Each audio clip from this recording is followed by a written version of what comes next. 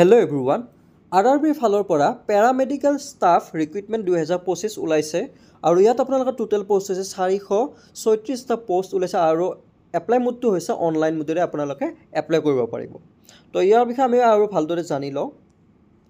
ইয়াতে আপোনাৰ আছে ৰেলৱে ৰিক্ৰুইটমেণ্ট বোৰ্ড আৰআৰবি য'ত ৰেলৱে ফালৰ পৰা এইটো এপিডেছ ওলোৱা হয়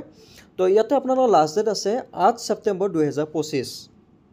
তো ইয়াৰে আমি বিষয়ে আৰু ভালদৰে চাওঁ পোষ্টটো হৈছে আপোনালোকৰ পেৰামেডিকেল কেটেগৰী ইয়াতে আপোনাৰ পেৰামেডিকেলৰ হয় আৰু ইয়াতে নেম অফ দ্য পোষ্টবিলাকৰ নামবিলাক আমি চাই লওঁ ইয়াতে আছে আপোনালোকৰ নাৰ্ছিং ছুপাৰিনটেণ্ডেণ্ট 272টা পোষ্ট আছে আৰু ডায়ালিচিছ টেকনিচিয়ানৰ 4টা পোষ্ট আছে health and malaria inspector second গ্ৰেডৰ 33টা পোষ্ট আছে ফাৰ্মাচিষ্টৰ কাৰণে 105টা পোষ্ট আছে আৰু ৰেডিঅ'গ্ৰাফাৰ এক্সৰে টেকনিচিয়ানৰ 4টা পোষ্ট আছে ECG টেকনিচিয়ানৰ 4টা পোষ্ট আছে আৰু লেবৰেটৰী এছিষ্টেণ্ট ছেকেণ্ড গ্ৰেডৰ 12টা পোষ্ট আছে টোটেল পোষ্ট আছে আপোনালোকৰ 436টা পোষ্ট ওলা হৈছে তো ইয়াৰ ভিতৰত আপোনালোকে এপ্লাই কৰিব লাগিব তো ইয়াতে আপোনালোকৰ পে দিছে দৰমহাটো আপোনালোক দিয়া হ'ব level 3 to 7 level 3 to level 7ৰ হিচাপে আপোনালোকৰ স্যালাৰি দিয়া হ'ব 7 CPC পে মেট্ৰিক্স প্লাছ সেই হিচাপে আপোনালোকৰ লেভেল 7 হিচাপে 3 পৰা 7 হিচাপে আপোনালোকৰ দৰমহাটো দিয়া হ'ব তাৰপিছত ইয়াতে আমি চাবলৈ গ'লে এজ লিমিটটো যদি আমি চাবলৈ যাওঁ ইয়াতে দিয়া আছে নাৰ্ছিং ছুপাৰিনটেণ্ডেণ্টৰ এজ হ'ব লাগিব 20 বছৰৰ পৰা 40 বছৰ ভিতৰত আৰু ডায়ালিচিছ টেকনিচিয়ানৰ হ'ব লাগিব 20 বছৰৰ পৰা 33 বছৰ আৰু হেল্থ এণ্ড মেলেৰিয়া ইনস্পেক্টৰ হ'ব লাগিব 18 বছৰৰ পৰা 33 বছৰৰ ভিতৰত আৰু ফাৰ্মাচিষ্টৰ হ'ব 20 বছৰৰ পৰা 35 বছৰৰ ভিতৰত ৰেডিঅ'গ্ৰাফাৰ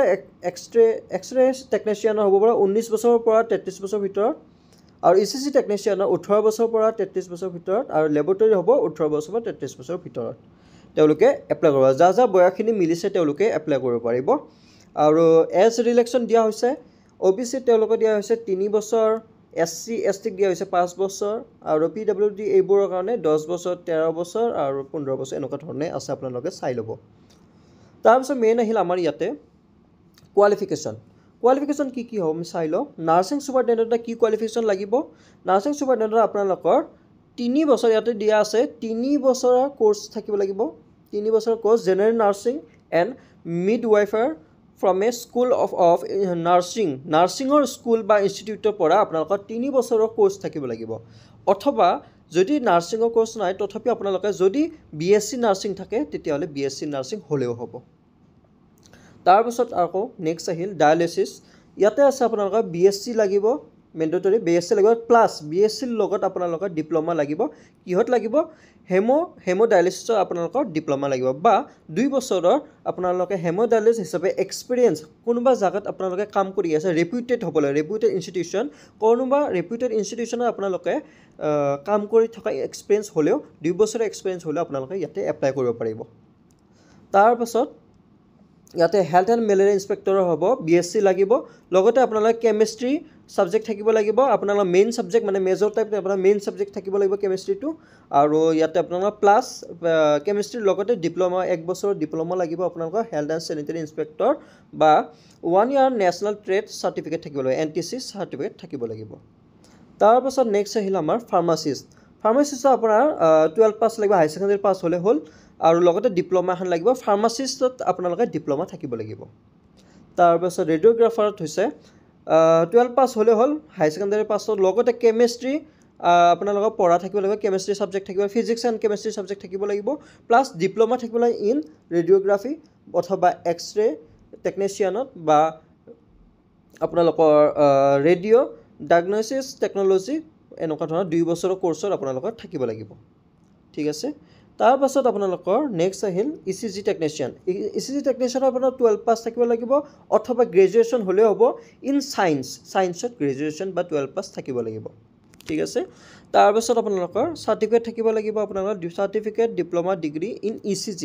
ECGত আপোনালোকৰ চাৰ্টিফিকেট বা ডিপ্ল'মা বা ডিগ্ৰী থাকিব লাগিব ECG লেবৰেটৰী টেকন'লজি বা কাৰ্ডিঅ'লজি এনেকুৱা ধৰণৰ আপোনালোকৰ যিকেইটা ৰেপুটেড ইনষ্টিটিউশ্যন আছে ৰেপুটেড ইনষ্টিটিউশ্যনত আপোনালোকৰ ডিগ্ৰী ডিপ্ল'মা থাকিব লাগিব তাৰপিছত আহিলে লেবৰেটৰীটো আপোনালোকে 12 পাছ থাকিব ইন ছায়েন্সত 12 পাছ কৰিব লাগিব প্লাছ ডিপ্ল'মা লাগিব in medical laboratory technology medical লেবৰেটৰীত আপোনালোকৰ ডিপ্ল'মা এখন থাকিব লাগিব ঠিক আছে বা চাৰ্টিফিকেট থাকিব চাৰ্টিফিকেট কোৰ্চ ইন মেডিকেল লেবত মেডিকেল চাৰ্টিফিকেট থাকিব লাগিব আপোনালোকৰ চাৰ্টিফিকেট কোৰ্চৰ চাৰ্টিফিকেট থাকিব লাগিব তো এনেকুৱা ধৰণৰ যদি আপোনালোকৰ ডকুমেণ্টছবোৰ আছে তেনেহ'লে আপোনালোকে এপ্লাই কৰিব পাৰিব তাৰপিছত ফিজৰ কথা আহিল ফিজটো আমি এবাৰ চাই লওঁ ফিজটো কেনেকুৱা ধৰণৰ আছে ST SC আৰু PWBD আছে আপোনালোকৰ 250 মানে 250 টকা এক্স সাৰ্ভিসমেনৰো আছে আপোনালোকৰ 250 250 টকা ফিমেলবিলাকো দিব লাগিব 250 টকা তাৰপিছত ট্ৰান্সজেন্ডাৰো দিব লাগিব 250 টকা তাৰপিছত মাইনৰিটিছৰ 250 টকা তাৰপিছত যিটো EWC হ'ব সেইটো ইকনমিক্যালি বেকৱাৰ্ড ক্লাছ তেওঁলোকক দিব লাগিব 250 টকা বাকি যিমানবোৰ আমাৰ জেনাৰেল কাষ্ট আছে আৰু OBC আছে তেওঁলোকে দিব লাগিব 500 টকা আমাৰ জেনাৰেল আৰু OBC দিব লাগিব 500 টকাকৈ ফিজ দিব লাগিব ঠিক আছে 500 টকা ফিজ দিব লাগিব আৰু পেমেন্ট মোডটো আপোনালোকে debit card credit card UPI এইবোৰেদি আৰু নেট বেংকিং এইবোৰেদি আপোনালোকে পেমেন্টটো কৰিব পাৰিব তাৰপিছত হাউ টু এপ্লাই কেনেকৈ কৰা যায় আপোনালোকক মই লিংকটো দি দিম